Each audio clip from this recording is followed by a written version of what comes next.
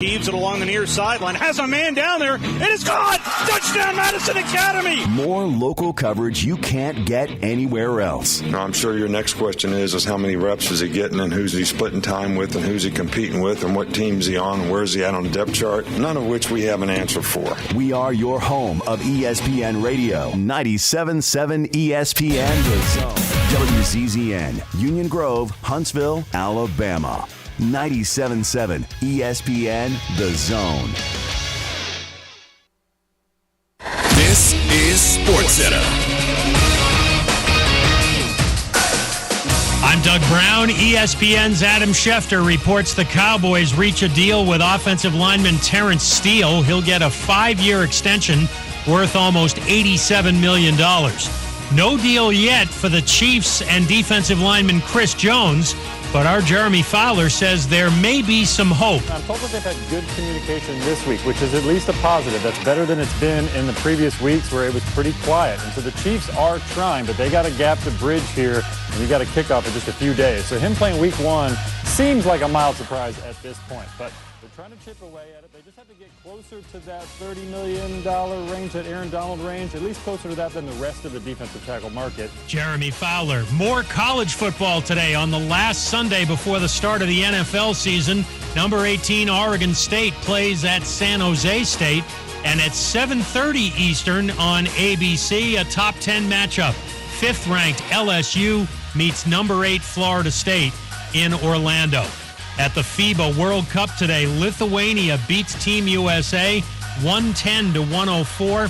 Anthony Edwards leads the Americans with 35 points, but the team's lack of size really hurt them in this matchup. Team USA is now 4-1 in the tournament. They'll move on to the quarterfinals on Tuesday against Italy. The round of 16 getting started today at the U.S. Open in New York. Americans Tommy Paul and Ben Shelton taking the court now. Coco Gauff, Francis Tiafoe, Taylor Fritz all later. Coverage right now on ESPN. Hey, it's Michelle Smallman. ESPN Radio has an all-new morning show. It's me, Chris Canty, and Evan Cohen. We get things started Tuesday, September 5th. Tune in 6 to 10 a.m. Eastern Time, weekdays on ESPN Radio, ESPN2, and ESPNU. 97.7 ESPN The Zone.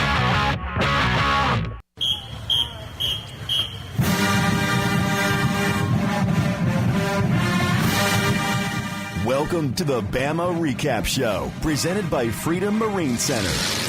Call into the Neighbors Wealth Management Hotline now, 256-576-4977. That's 256-576-4977. Now, here's Drew DeArmond and Steve Moulton. The Alabama Crimson Tide. Chase McClellan, the running back. Milroe, the quarterback. Here's the give to Chase. Gets to the goal line, busts free, and then carries it in on second effort for a touchdown. He went up the middle, got stymied, bounced off, went left, and carried it in for another touchdown. Vadiago stands in with pressure, intercepted by Alabama. Intercepted by the Tide's Jalen Key, and he will carry it back to the 40-yard line, and Alabama, up by 2 touchdowns, is back in business. Milroe claps his hands, gets the snap, looks right, throws long, man behind the defense. He's got him. Touchdown, Alabama, Jermaine Burton. That was the first of many of those this year, 48 yards. The young man from Buford, Georgia, lines up to the left of Milroe, who throws a climbing route into the end zone. Touchdown, Alabama! Man in motion from the far side, goes behind Riles, and then the throw across the middle. Catch is made, ball comes loose, intercepted by Alabama. It looked like it came loose, and indeed, another interception by the Alabama Crimson Tide. Yep. Coach Nick Saban and Coach Rick Stockstill, and they'll exchange pleasantries near the midfield logo as Alabama has won this ball game tonight by a final of 56-7. Those are the calls as we welcome you into this Bama Recap Show, first one for 2023. Big thank you to Freedom Marine Center for proudly presenting our Bama recap show all season long. Drew DeArmond, tell me about your day yesterday. Great to see you again on a Sunday, sir. It's no doubt it's great to be here, and it was a good trip down to Tuscaloosa. Really nice weather. It's great to have parking. Amazing what happens when certain people retire. But but it was good. It was a good day. Traveled with my good friend Brett Beard, and we had a good time inside the press box at Bryant-Denny Stadium. It was good to see a lot of great folks, and it was an energetic crowd. Really good crowd, and a lot of energy in the stadium. I think a lot of people anxious to see, how this quarterback situation would play itself out. We got some really good intel this week on how that was going to happen, and everything kind of fell into place. Milrose started, and as I've said on Talking Ball and on my recruiting podcast, the Recruiting Blitz, now exclusively on 97.7 The Zone. If he played well, then he would have every opportunity to win this job. And he certainly, his first chapter was really, really good. We'll see if if he can continue that next week, 'cause it's going to be a different animal. But he went a long way to, I think, giving himself and the offense confidence, no question about that. And if he plays really well next week, then it may be a moot point. But I just really think he took some steps forward. There was 3 or 4 plays he'd probably like to have back, but nothing's ever perfect. But certainly he scored a lot of points. You got a chance to play 2 other QBs. I thought they would probably play 3 if everything fell into place. They did. They were able to get Tyler Buckner, who's now the backup quarterback, some time, and then Ty Simpson, who to me is on the same developmental plane as a Mac Jones. He just needs to be patient. Now, whether that happens in this era of the transfer portal, which wasn't there during Mac Jones' time, I don't know, but I still think Ty's very talented.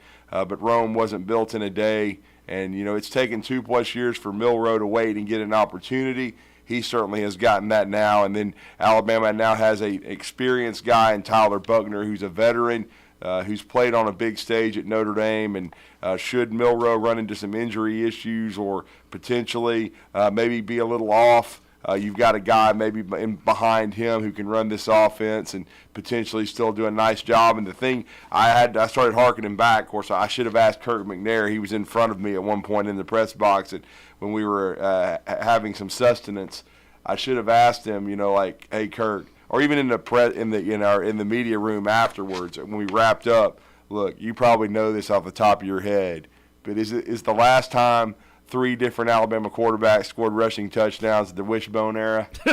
Because I certainly couldn't remember it. But I think that's probably a safe assumption right there. But did Jalen seem as smooth as it appeared over the television screen? For the most part, yeah. I mean, he missed a crossing route, an over-the-middle route where they gave him a lot of time early in the game to Prentice.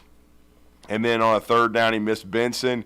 But other than that, throwing the ball, I thought he was pretty much on point. And the long touchdown, about the 47-yarder to Bond, was a great throw. He stepped up in the pocket. He threw it as he was getting hit, and he laid it right out there. And then the one to Jermaine Burton, I believe it was 48. That was a really nice throw. And if he can make throws like that, I mean, and the thing is, they didn't call a lot of zone reads, just a few, and then he did take off a time or 2. There was one time I think he took a sack where if he had taken off a half second sooner, I think he could have squirted out of there, but he's still getting comfortable. But there is no questioning his twitchiness and athleticism. His speed, he's faster than the tailbacks. So, I mean, you can tell it just watching it on the field. He's like having a tailback playing QB. He's very, very, very dynamic. What it comes down to is accuracy and decision making.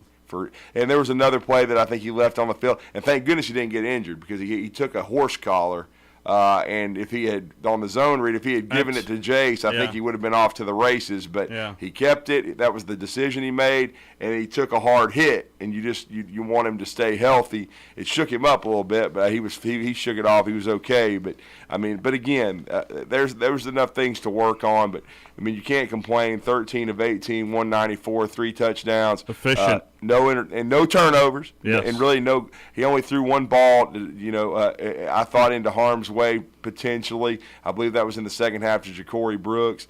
that there was a little bit iffy. But again, like we said, he protected it, and then he used his legs enough. I think he still led the team in rushing, 7 for 48 and 2 big touchdowns. And so he did his job. I've said it before. I was concerned after the second scrimmage when, from what I understand, he didn't score any points, except for field goals, but he scored touchdowns last night. And that's what you're supposed to do. And, again, sometimes guys play different under the lights, and he played really, really well. But now the litmus test is going to be really steep because you get Texas coming in here, and, we'll see how good Texas is. I know they were somewhat impressive against Rice yesterday. Second half. But we'll see. I mean, I think Alabama – it matches up well, and it was certainly nice to see a defense without Wild Turkey.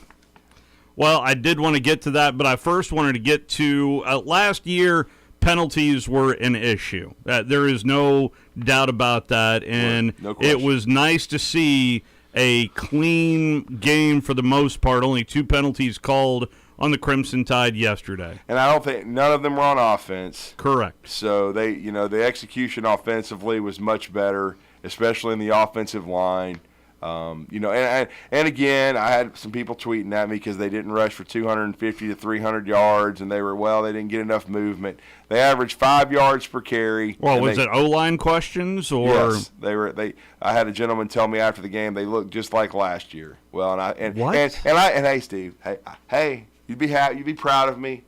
I erred on the side of caution. Looked like last year. I erred on the side of caution, and I didn't tell him to go get cataract surgery. Okay, I didn't even respond because I'll just say on the show, sometimes people open their mouths or type things out, and they leave no doubt. And so, you know what I'm saying? So I was like, well, he obviously doesn't know what he's watching. And so, I mean, and again, offensive lines are kind of a work in progress. I thought the very interesting thing for a lot of the second half is another thing kind of started shaking itself out that I thought might, and that was T.J. Ferguson at right guard coming in for Dalcourt. Yeah. And we saw him quite a bit the second half. I'm going to be interested to see if that's a permanent thing or what. And I thought it was interesting I believe the second series, may have been the third, but we had already seen 4 tight ends play.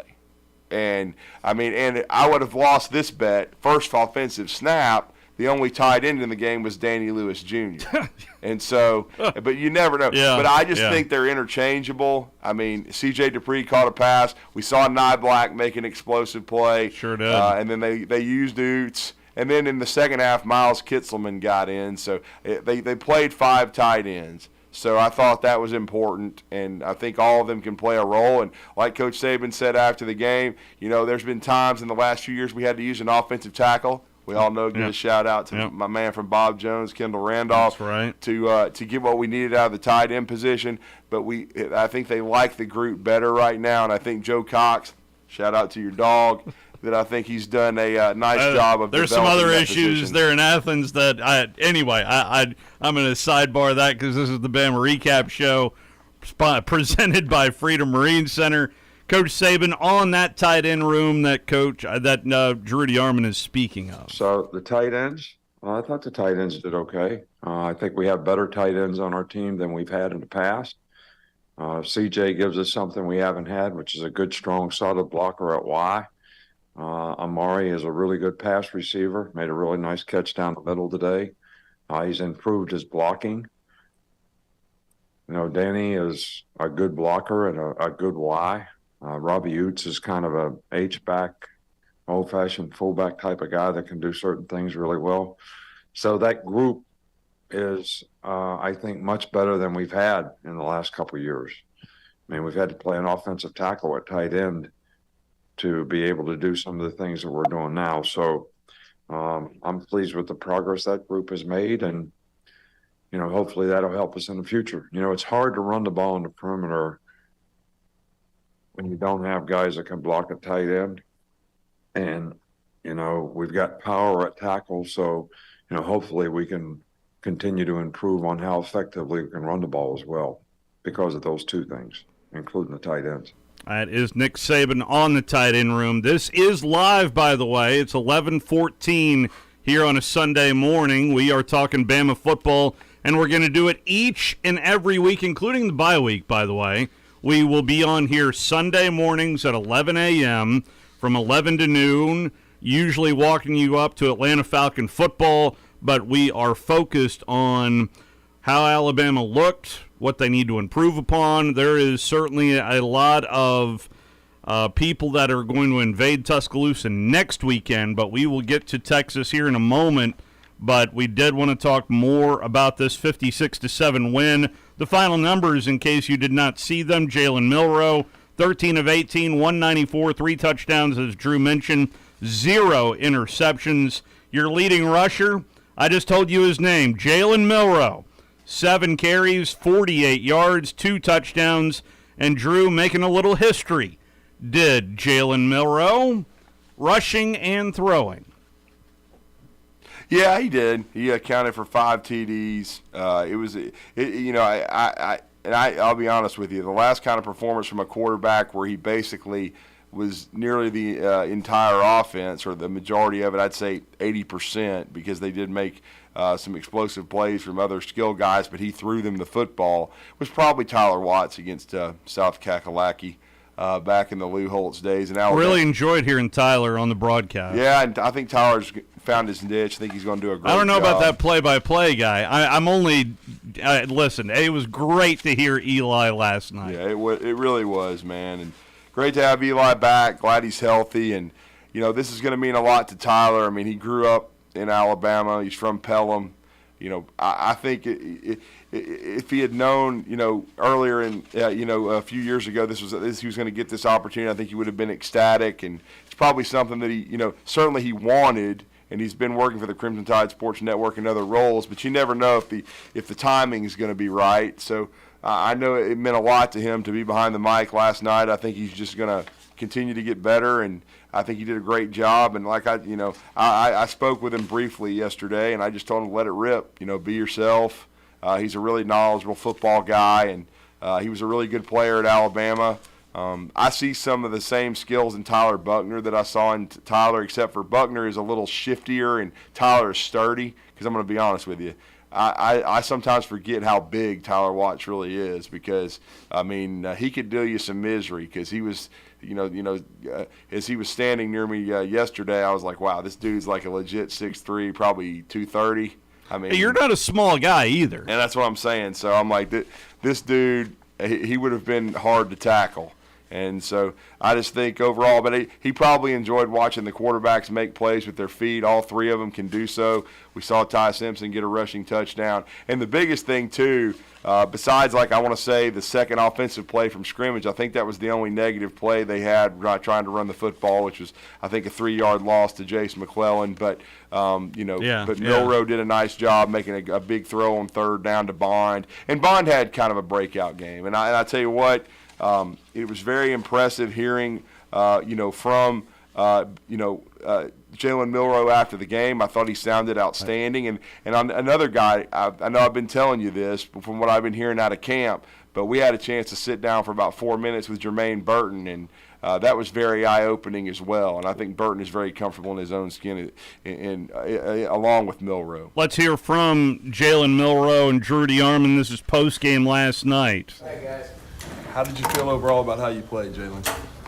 Overall, it wasn't clean. There's a lot of things that we still need to improve on to be where we're at as a team.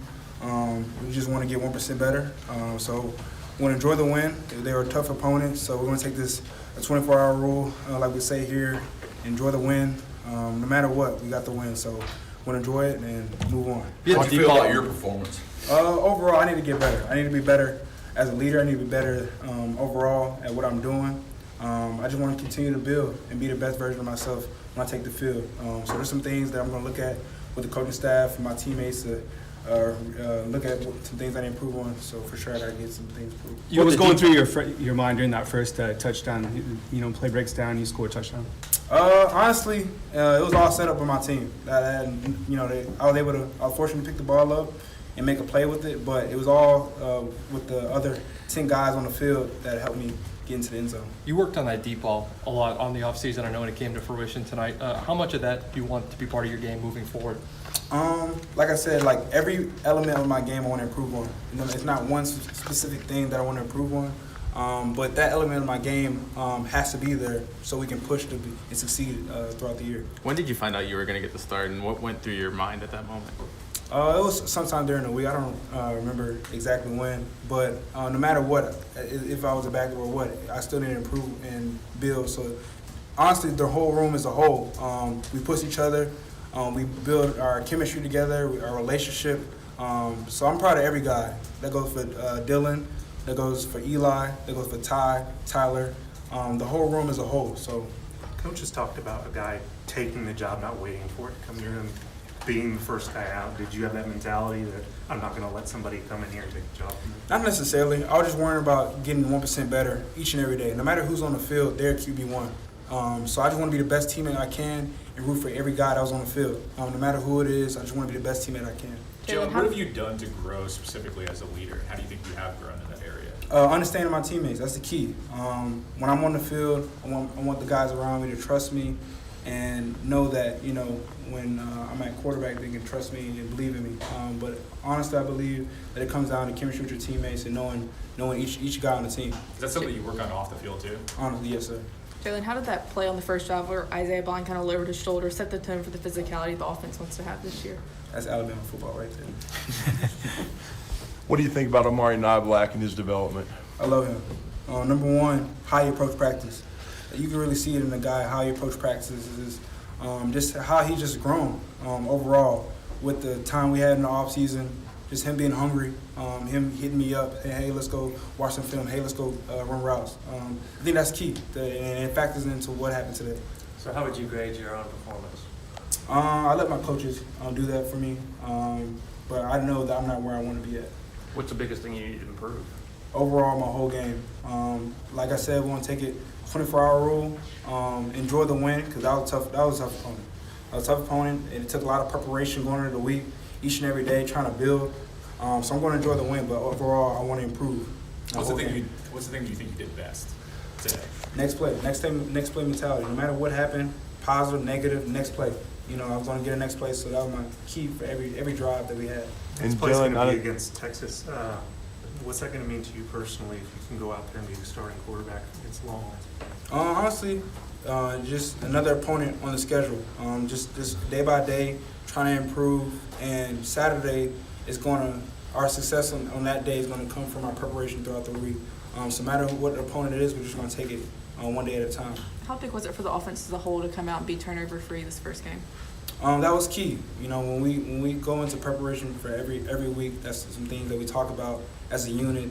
And like I said, we were proud of the win, just the growth that we had throughout the off season, and then that is one thing that we harp on as a whole. Ball team, that's key. Every day we approach the facility and talk as a unit, it's ball team.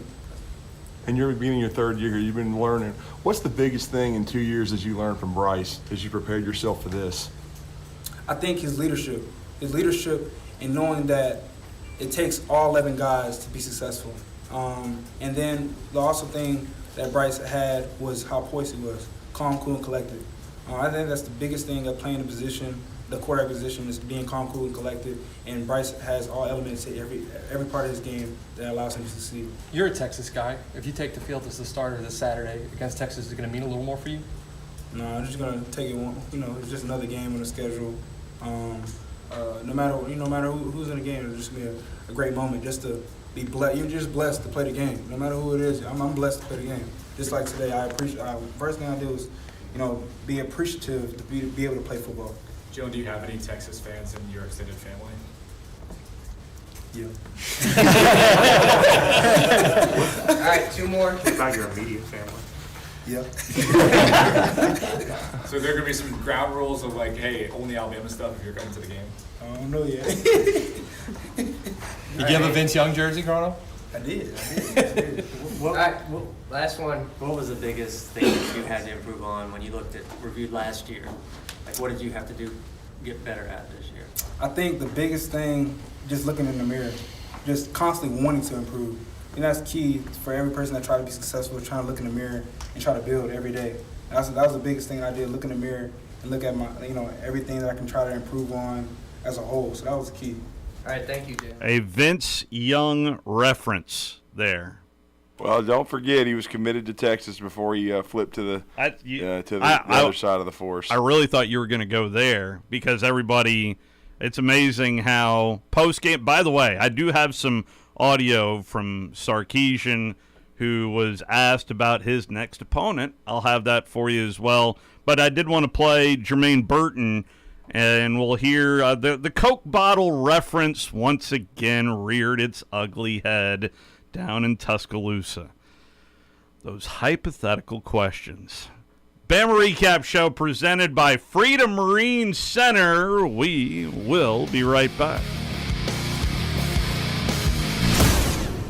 Log on today, 977ESPN.com. Tax-free week is back at Freedom Marine in Gunnersville. The annual Freedom Marine Pontoon Boat Sale next Tuesday through Saturday. Get special pontoon boat sale prices, factory rebates, and only during the sale, Freedom Marine will pay all of the Alabama state tax on your Bennington, Low, or Veranda pontoon boat purchase. But these deals are for 1 week only, next Tuesday through Saturday. Freedom Marine on Highway 431 in Gunnersville. Find out more at freedommarincenter.com. You're starting to see more and more of them on the road in Huntsville, Madison, and North Alabama. And we've got them in stock, on the ground, ready for you to test drive. Hi, Bobby White back again for Woody Anderson Ford, and I'm talking about the all-electric Mustang Mach-E. Come experience the torque, exhilaration, and technology of our all-electric 2023 Mach-E, and you'll see why folks are leasing and buying them as fast as we can get them. And that's not to mention you may qualify for a $7,500 tax credit. Woody Anderson Ford is offering financing as low as 2.9% for 60 months, plus $3,000 in bonus cash on the 2023 Mustang Mach-E. Or you can lease one for $449 a month. And we've also got 23 Bronco Sports for $399 a month. These are 36-month leases with $5,271 on Mach-E, $3,709 on Bronco Sport due at signing. Zero security deposit, just tax tag title, and your good credit. These offers end September 4th. Call 539-9441 for complete details. Come on in today. Woody Anderson Ford, hope to see you soon. Normally, when you call a roofing company, all you hear is, you need a new roof. Not when you call Fleming Roofing and Restoration. Since 1965, the folks at Fleming have been focused on what you need, whether it's an easy repair or a full roof replacement, commercial or residential. And when it comes to storm damage, you want Fleming on your side. They know all the ins and outs of insurance claims and will guide you through the entire process. Log on FlemingHSV.com and book your free estimate today. Fleming Roofing and Restoration. We show up. Chapman Commercial Realty, your source for Alabama commercial real estate. Chapman Commercial Realty has the experience and expertise you're looking for when making commercial real estate decisions. If it's office space, retail space, investment property, or project development, Chapman Commercial Realty is your answer. Call Bill Chapman today at 256-656-8413. That's 256-656-8413. Or find him online at chapmancommercialrealty.com. Hey folks, this is Arthur Seaton, managing partner at University Kia, proudly saying Roll Tide and War Eagle. Stop into University Kia today and shop one of the area's largest selection of new Kias, including Fortes, Seltos, Telluride, and Popular Carnival, and fully electric EV6. View all the great specials at universitykia.com and get pre-approved in minutes so you can drive home your new Kia you really want, because we want to see you in a University Kia. Tax-free week is back at Freedom Marine in Gunnersville. The annual Freedom Marine Pontoon Boat Sale next Tuesday through Saturday. Get special pontoon boat sale prices, factory rebates, and only during the sale, Freedom Marine will pay all of the Alabama state tax on your Bennington, Low, or Veranda pontoon boat purchase. But these deals are for 1 week only, next Tuesday through Saturday. Freedom Marine on Highway 431 in Gunnersville. Find out more at freedommarincenter.com.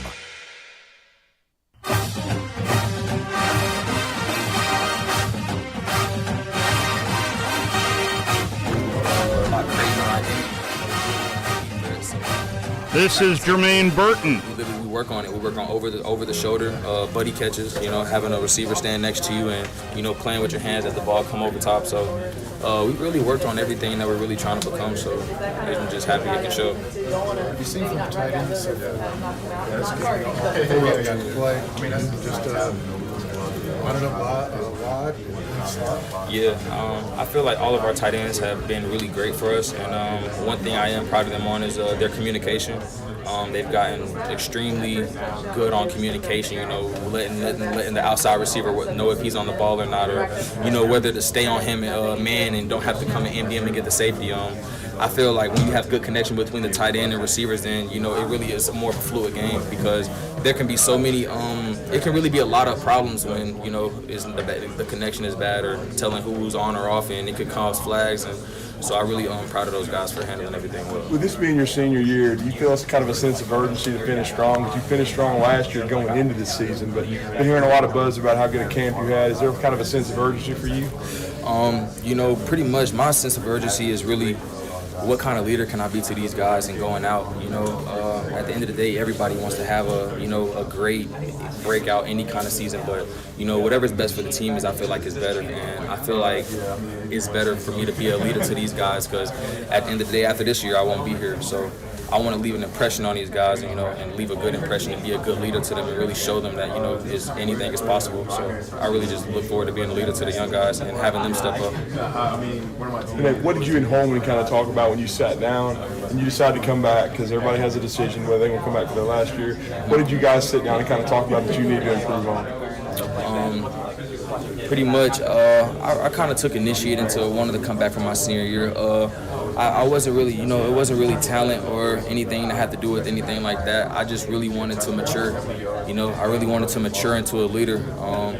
I don't know. I love this group of receivers. I honestly just really wanted to show them like a really good example and, you know, really lead them, because the potential that they have, it's insane. Like, the potential that these receivers have to be is insane. So, bro, anything I can to do to show them, any experience I can show them, any veteran experience moves I could help them out with, or anything, how they can line up and look at the defense and, you know, scan the field, I'm really just on them about that. So that was really my main thing coming back, is, you know, stepping up and being a leader and maturing into a great leader for them. How's it been to see Bond? That was his best game probably in the Alabama uniform. To see him perform tonight like that. To see him perform tonight like that is honestly just Bond being Bond. You know, the work that he's put in this offseason, you know, everything comes his way he deserves. Like, Isaiah Bond, he's an incredible worker. You know, so he's one of the guys that stays after. And I've really seen Bond take another step into this offseason, into how he treats his body, and you know, getting more treatment, staying after. So you can really see it, you know, in his work and how he does in practice, and it just translates to the game literally.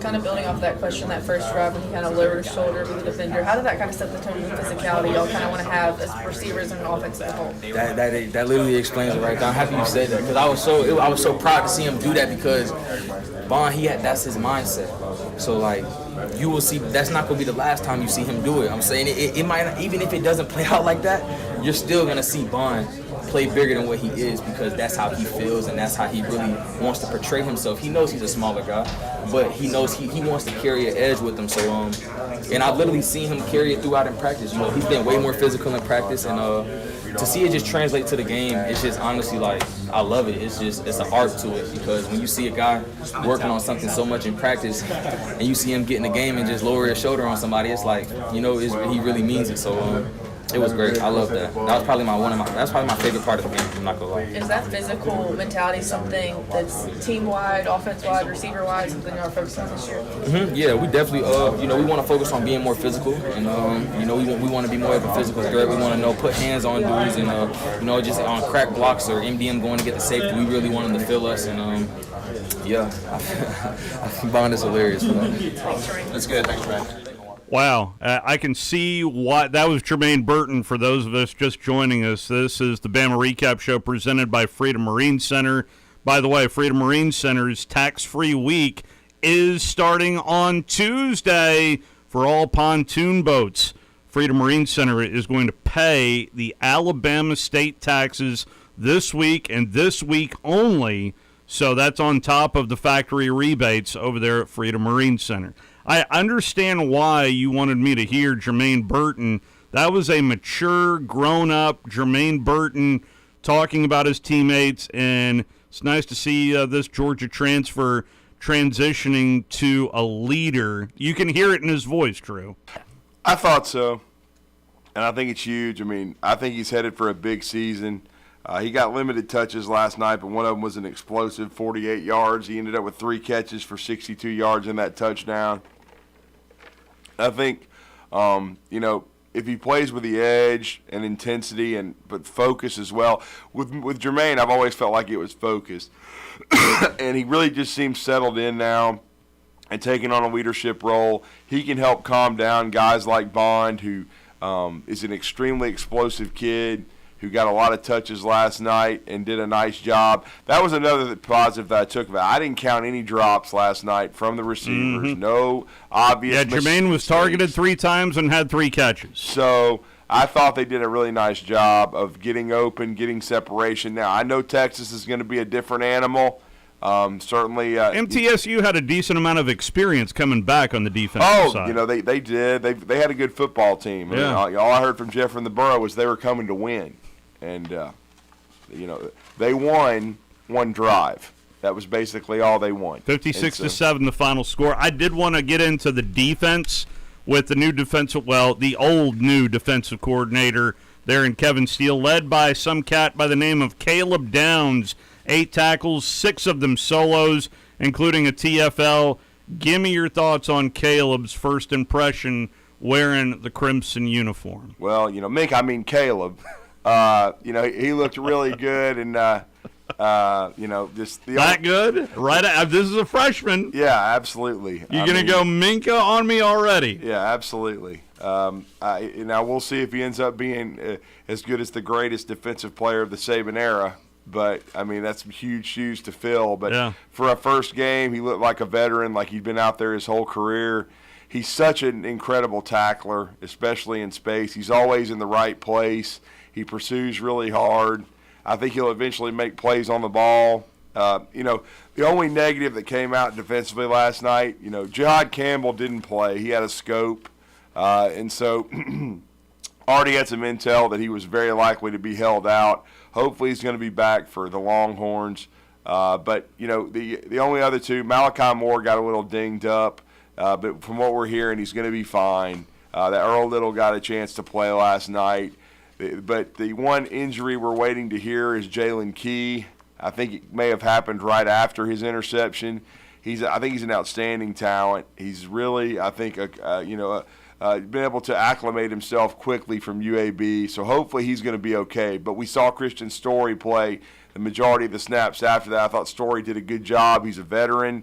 Luckily, he's been around the program for a long time. But Key's just a kind of a ball hawk, and he's a good compliment to Caleb. So hopefully he'll be okay and be available for the Longhorns, but that's one situation we're following. Well, Quindarius Robinson, Q, is someone that was spoke quite highly of during the fall camp.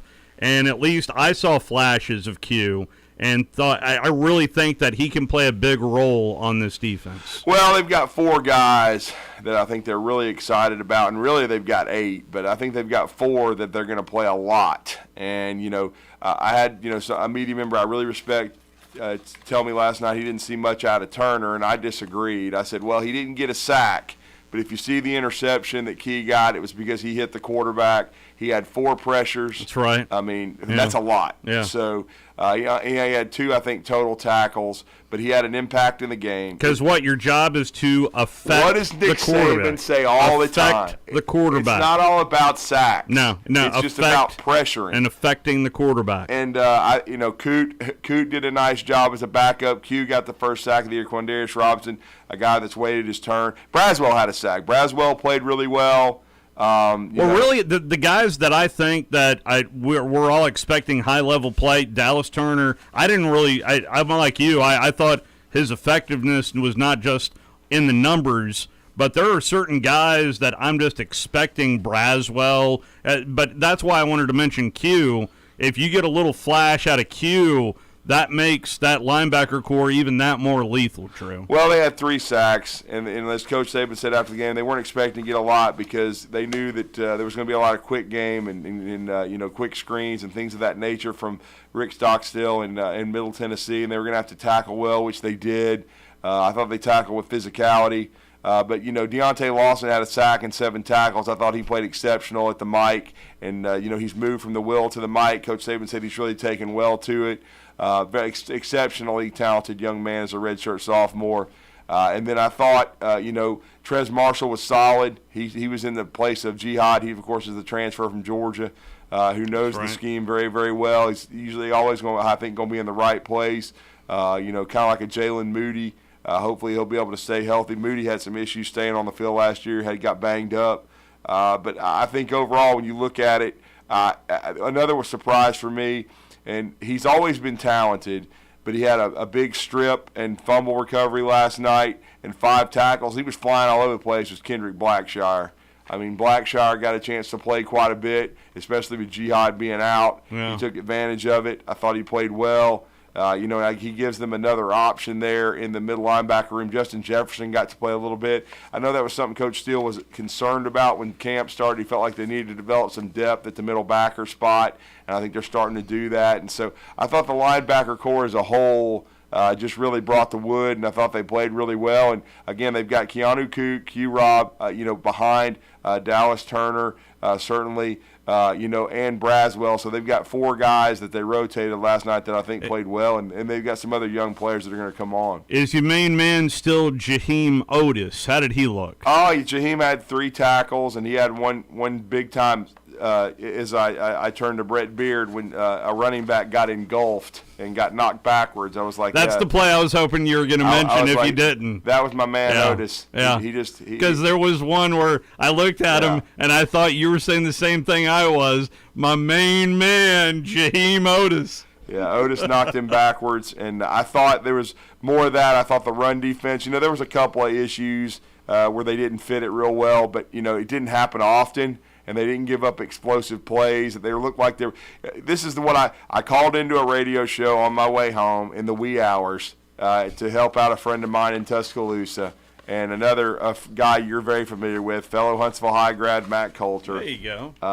He, of course, I don't think he realized I was a Huntsville High grad. He started referencing West Neighbors, Michael Carter, and SMU. Yeah. But and wanted to know if I knew the story, and I said, of course, I've heard the story many times. But all I said was, we talked about Milroe, we talked about the offense, but my final comment was about the defense, and I said what I was hoping to see was cohesion, communication, and domination. Yeah. And I believe that's what I saw on Saturday night inside Bryant-Denny Stadium, and now they have to build on it. Year 17 for Nick Saban in Tuscaloosa. You'd think by now post-game questions would not include hypotheticals. And who is that?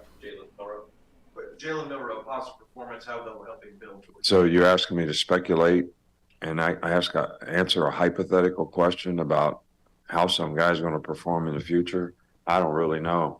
I mean, I love him. I think he's doing well. I know he's working hard to try to improve. He's a good competitor. He'll do everything he can to play his best. But I don't have. This is a Coke bottle. It's not a crystal ball. How do you think he'll play? Do you have any idea? Hard to know.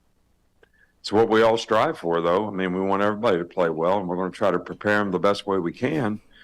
But that's why you play the games. I am really hopeful Coca-Cola comes out with a crystal ball type of Coke. Well, I mean, just to put in front of Nick Saban. I'm gonna blow my own horn here. Several years ago, after I think 2018, after Fresno State, I had a better comeback. I got a better answer out of Coach. I mean, at least I said so. Yeah, yes, you did, Mr. So-so. And then he said he would hire my ass if I was right. I guess I wasn't. Yeah, it's stuck in the mail. It got lost in Wolverine Dan's mail truck somewhere. Yeah, well, it did lead off Sports Center though. It's probably the only time in my career that'll ever happen. But you never know. You never know if you have a good answer and you can get some more feedback from them.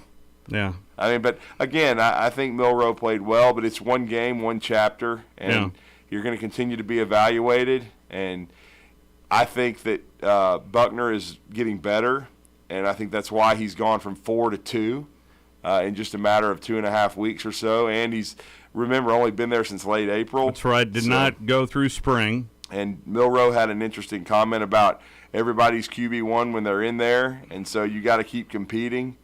And I don't think Ty had the greatest week this week, and so he lost his spot. But look, Buckner had a rough first scrimmage. and turned it over. And I think at one time he was 4. He was behind Lonergan. Yeah. And so he had to respond, which he did. They'd like to redshirt Lonergan. We didn't see him last night. So Milroe is going to be given every opportunity to win this thing. And then Buckner and Ty, if they get chances, they got to perform. And so I do understand why Buckner's number 2, though, because he's experienced. He's played in big games. I mean, this dude played against Ohio State in the shoe last year, man. That's right. So he's been in big environments against overrated teams. Yeah. And so hopefully he's going to play another overrated team Saturday. And if he's in the game, that means Alabama's playing well, hopefully. That's a perfect segue because I did want to play a little bit of audio because Sark was asked several questions about his next opponent, which is in Tuscaloosa. Freedom Marine Center presents our Bama Recap Show as we roll on this Sunday morning. Tax-free week is back at Freedom Marine in Gunnersville. The annual Freedom Marine Pontoon Boat Sale next Tuesday through Saturday. Get special pontoon boat sale prices, factory rebates, and only during the sale, Freedom Marine will pay all of the Alabama state tax on your Bennington, Low, or Veranda pontoon boat purchase. But these deals are for 1 week only, next Tuesday through Saturday. Freedom Marine on Highway 431 in Gunnersville. Find out more at freedommarincenter.com. Listen to the High School Streaming Network this fall. Every high school football game from Buckhorn. Cameron Swade, he's out the door. Cameron Swade will take it to the house. Madison Academy. Ball is loose and then scooped up. That's A.J. Rice for the scoop and Sparkman. They'll throw that way on a little hitch route, and Jabbar is going to walk into the end zone for the Senators. And Randolph. He's looking deep, but the Raiders are on him. He's going to be sacked deep in the backfield. 97.7 ESPN, The Zone. Are you in the market for a recreational vehicle? Do you want to get out and see more of this beautiful country? Well, imagine hearing the laughter of your little ones enjoying gooey s'mores by a cozy campfire and making lasting memories with your friends and family from the comfort of a new camper. We can make your dreams come true at Hall's RV. With over 15 years in the camping business, we know how to get our customers into the perfect camper. We have several models and floor plans here for you to choose from, both new and used. We're family owned and operated with fantastic deals and great service. Everyone wants to work with people they can trust, so come on down to Hall's RV and get the deal of a lifetime. We'll treat you right and get you on the road in the camper of your dreams. Visit us on Highway 431 in Albertville. Hall's RVs, where we sell fun. Or see us on the web at www.hallsrvsales.com. Are you tired of chasing a roofing contractor to show up on time, or even show up at all? I'm Sam Fleming with Fleming Roofing and Restoration. Our motto at Fleming Roofing is we show up. Our goal at Fleming Roofing is to provide the reliable customer service that you deserve, and we have the resources to meet all of your roofing needs: residential, commercial, industrial, replacement, or repairs. We are manufacturer certified for roof coatings, single-ply membranes, and asphalt shingles. Whenever you need a roofing professional you can count on, call Fleming Roofing and Restoration. We are committed to finding the solution that meets your needs. We don't have quotas or heavy-handed sales tactics. Fleming Roofing, we have expert experience.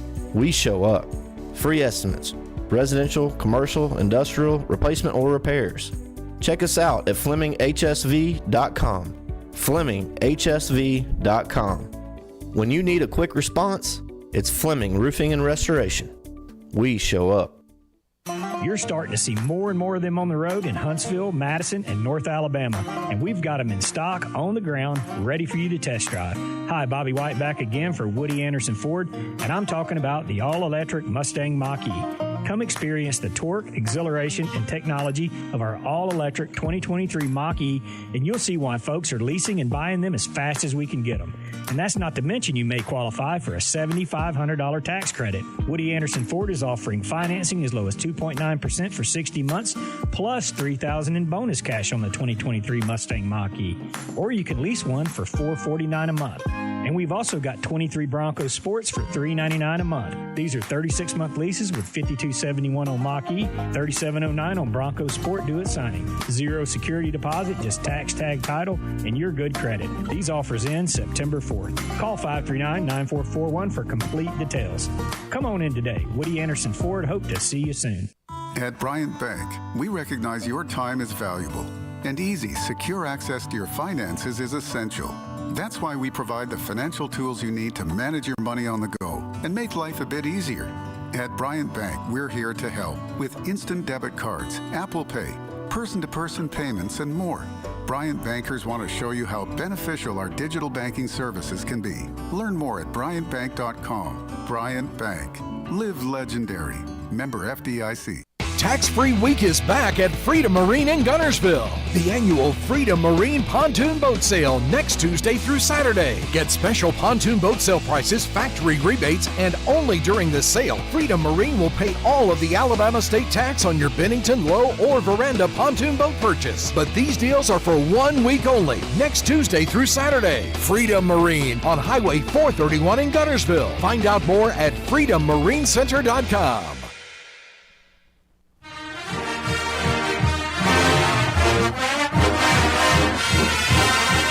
It's the Bama Recap Show presented by Freedom Marine Center. Jordy Arman, Steve Moulton here with you. The Texas Longhorns come in. It's always the challenge. You know, we always, as coaches, you know, in the summertime, we always get ahead. And whether it's your first few opponents of the season, whether it's some games that you know you kind of naturally circle on your schedule every year, you want to make sure you do a little extra prep work that way. And so sometimes throughout training camp, you work on some things for games that might be down the road so that they get some exposure to that. And then when that first week comes, you dive back into what you need to work on for that first game. So I think as we get into this week's ball game, I think our players will feel comfortable with the game plan because we've done a lot of that stuff that we're going to run in next week's game earlier in camp. You know, I think from a player's perspective, they'll understand why we do what we do and what's happening. For me, you know, you go into each game with a plan, you try to execute that plan, and then you try to make some adjustments at halftime and in game to, you know, based off of what the opponent's doing, which today we got some really dramatically different things than what was on tape, and we had to adjust. And credit to our coaches, I thought they did, and I thought that's why we showed a lot of effectiveness, especially there in the third quarter. That is Steve Sarkisian, and I don't know if you heard his press conference last week, Drew. I did not. Last Monday, it was as if they were giving the trophy to the Longhorns, and you know what? 37-10 was the final score yesterday.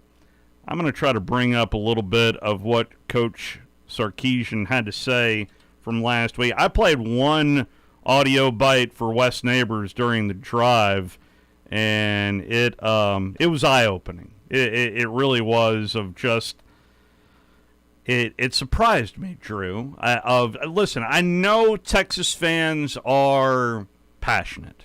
I know Alabama fans are passionate, but to even hear Coach Sarkisian kind of go there a little bit, it felt a little cart before the horse to me. But what do you expect in this matchup? Well, I mean, Sark's going to check Alabama's oil. He's going to try to run the football. You know, he that's what he did at Alabama when they were so effective. He continued to stay with it. He's not going to come out and try to throw it around every down. He tried to be balanced last year. Ewers got hurt, unfortunately, because you know, Dallas Turner lit him up, and he ended up being knocked out of the game. But you know, I think Alabama's going to be more aggressive than they were, though, a year ago. You know, a friend in Houston who is as sharp a football mind as anyone I've ever had the pleasure of speaking with. He was texting myself and another friend, great friend in the media during the game, Alabama-wise, and he was watching Alabama defensively. He had been watching the Texas Rice game, and there were some things with the offensive line, the running game, that Texas didn't impress him. And then he was watching Alabama. It was cleaned up in the second half, but the first half, yeah, he was spot on. Yeah, and then, of course, they weren't trying to show too much, but he watched Alabama's first couple of series defensively, and he goes, well, imagine that pressure and movement, and and aggression. So, in other words, no wild turkey. Here is Steve Sarkisian from last Monday. Are you embracing and are you enjoying embracing the high expectations for this team? As many people predicting Big 12 championship and maybe other things. Are you enjoying this? And seems like you're having a lot more fun today than you were 2 years ago in the same seat. What are you saying, Ed? I'm just saying you got a better team now. I enjoy it. We all want to be on good teams. I think that's the nature of being a competitor, and that's the nature of sport. And I credit our staff, and not just our full-time coaches, but our recruiting staff, our strength and conditioning staff, our training room staff, our administration. Everybody's put in a lot of hard work just to get us to this point. And we're not a finished product yet. But it is enjoyable to know that, man, that group of guys that I get to coach every day, those are my guys. It definitely feels that way, and they respond that way. And I do think we're pretty good. We'll find out come December how good we are, but I think we're pretty good. Now we need to go play like it. Come December. Do you hear what I hear? Listen, I know there's. Is there a line out yet? I'm gonna check our friends over at VEASAN, because that's the other thing I did want to address with you, Drew. In terms of big games for the Southeastern Conference this weekend, there's a spotlight on LSU tonight for a big reason. South Carolina laid an egg, and we all saw what Florida did. I listened to Shane Beamer last night, but if you did, and I didn't get a chance to watch the game, but I listened to Coach Beamer because I have a lot of respect for him. I mean, they were a mash unit by halftime, man. Yeah. They lost a lot of guys to injury, and they don't have as much depth as certain programs. And they fought, but they're too young right now. And Mac should have a good team. I mean, Gene Chiswick's defense should be better. And they were impressive to watch. And if you've got Drake May, who should be a top 2 pick in the draft, you better win that game. By the way, Bama an early 7-point favorite over the Texas Longhorns. I mean, hopefully by next Sunday, Steve Sarkisian might be having to listen to that old Green Day song, "Wake Me Up When September Ends." Good pull right there. There you go. Because I remember that. It was played in 2005 when Urban Meyer had an unfallible plan coming into Tuscaloosa and got bombs dropped on him. They didn't probably bring that up, though, in Swamp Kings, though. As soon as I heard who was involved in Swamp Kings, I have yet to even want to watch that. Bama a winner. I doubt Middle Tennessee wants to watch the film again on that one from yesterday, 56-7. That final score. Let's hear one word from Coach Stockstill post-game yesterday. I'll give Alabama credit. Obviously they got a heck of a football team, and the first half, we did some things, offensively. We had to move the ball a little bit, and hit a pass and got on their side of the 50, but we got a lineman downfield and backed us up. And then the next possession, we get, another little drive going, and we had a chop block that backed us up. And, they hit us pretty quick, out the gates. It's 14-0 at the end of the first quarter, but we hung in there. Their quarterback's a heck of a player, and made some really, really special plays with his feet. He had the bad snap there and just improvised and, got a 25, 30-yard touchdown run out of it, whatever it was. And that's a little bit of Coach Stockstill post-game. Is Bama a winner 56-7? It was very impressive under the new administration, both the new OC and the new DC. By the way, smart move by the OC to be up in the booth. Well, yeah, and I thought that was overblown. Him and Coach Steele and Reeves both in the booth. That's fine. Yeah. I'll just say this: I thought MVP-wise, Milroe was MVP offensively. I think Deontay Lawson and Downs were MVPs defensively, and I think also we hadn't really talked about it, but I asked Seth McLaughlin about this, but I thought Proctor was really good in his first game at left tackle and was really solid. It's a great point. Thank you, Drew DeArmond. Thank you for listening. We will be here each and every Sunday. It's the Bama Recap Show presented by Freedom Marine Center. Up next, it is the Texas Longhorns. We'll be back here next Sunday at 11 a.m. right here on 97.7 ESPN The Zone.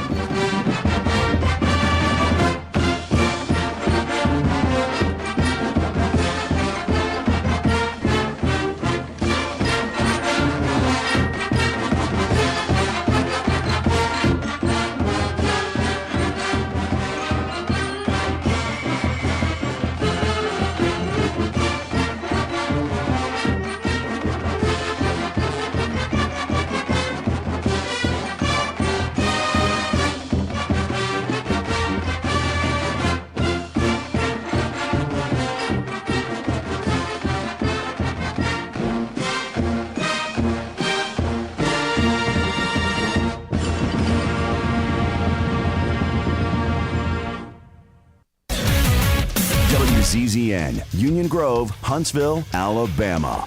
97.7 ESPN The Zone.